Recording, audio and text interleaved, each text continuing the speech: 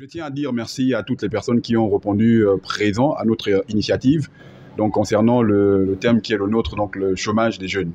Donc c'est une question, c'est une problématique réelle dans notre pays.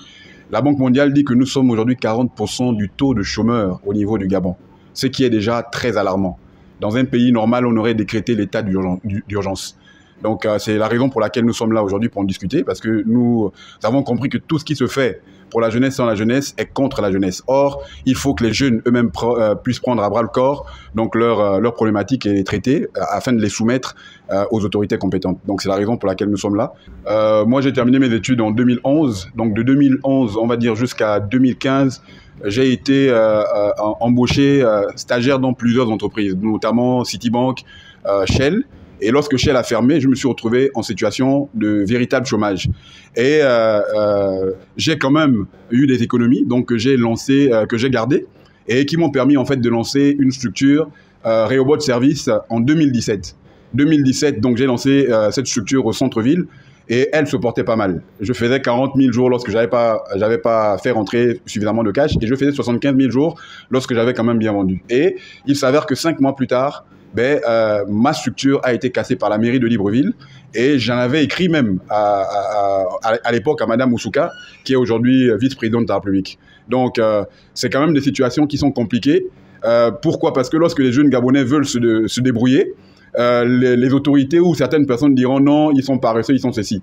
Or, maintenant, lorsqu'ils se débrouillent et qu'ils veulent justement faire comme les autres, c'est encore les mêmes autorités qui viennent casser. Et à côté, de l'autre côté, on a des jeunes qui sont super diplômés et dont les études ont été payées par l'État gabonais, mais malheureusement qui se retrouvent au chômage. Pourquoi? Parce que l'État gabonais ne veut pas les embaucher. Donc on est vraiment dans un dilemme qui est entretenu. Et nous-mêmes, on veut aujourd'hui justement soumettre la question aux autorités du pays. L'objectif visé, c'est d'interpeller les plus hautes autorités, notamment sur la problématique du chômage au Gabon. Et nous, en tant que concernés, et je dirais encore que le chômage est une maladie. C'est 40% de jeunes sans emploi. Et je pense que les plus hautes autorités ont mis des mécanismes en place pour nous empêcher de travailler. Et nous observons. Et nous sommes fatigués. Il n'y a pas de mots à dire. Je dirais tout simplement au président de la République, nous allons nous lever pour le chômage. Nous allons nous lever pour travailler. On veut travailler. Parce que tout a été entretenu par les plus hautes autorités. Je veux prendre un exemple simple sur l'entreprise Agreco. Agreco est une entreprise qui est dans l'énergie. Elle est basée dans la commune d'Ovendo. Agreco recrute hors du Gabon.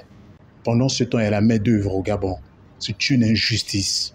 Et le chef de l'État est responsable de ça. Le chef de l'État est responsable pourquoi? Parce qu'il sait très bien qu'il y a la main-d'œuvre. Il y a des gens qui ont été formés au Gabon. Nous ne sommes pas les tocards.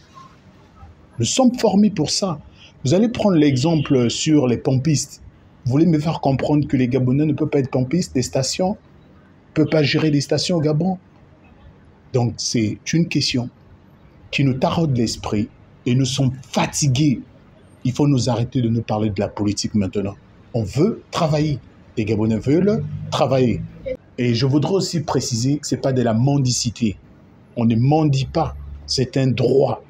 Et c'est légal cette revendication. On veut travailler, j'insiste là-dessus.